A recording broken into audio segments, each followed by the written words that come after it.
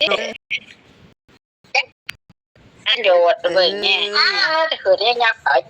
เบิ่งเชื่อเมนค่ะอุ้ย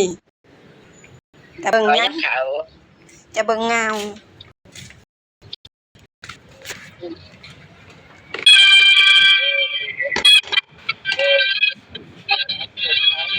ถ่ายรูปไปนั่งได้ทะเลนั่นเด็ด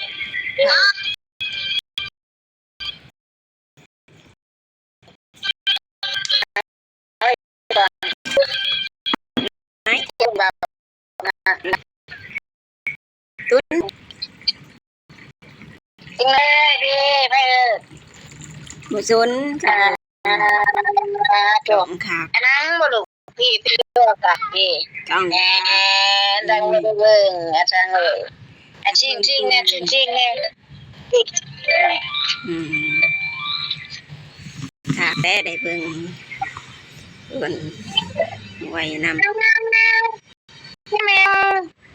ไอ้ป๊กไปกันทั้งคนนะจะติดสาวไปเป็นแมวเบิ่งทางตีนทางนี่เจอมันอยากนั่งแล้วโกโก้ค่ะเบิ่งโอ้ยมีด้วยเอาไปแม่กระเลียดหนึ่งออกไปว่าดูมาบอกเอาเป็นเอาตีกินน้ำตาอะไรยิ่งปวดเบี้ยใช่ไหมเนาะปวดไล่น้ำบัดนี้เอา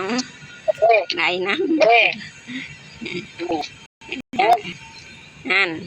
ได้ป้าเป็นแดนใส่เลยนั่นจะไม่มีตึก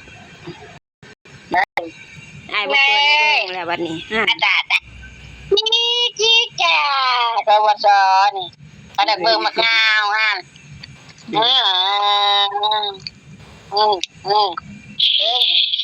จับเอง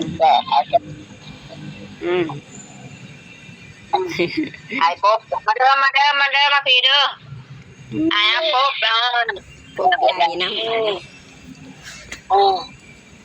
ไหน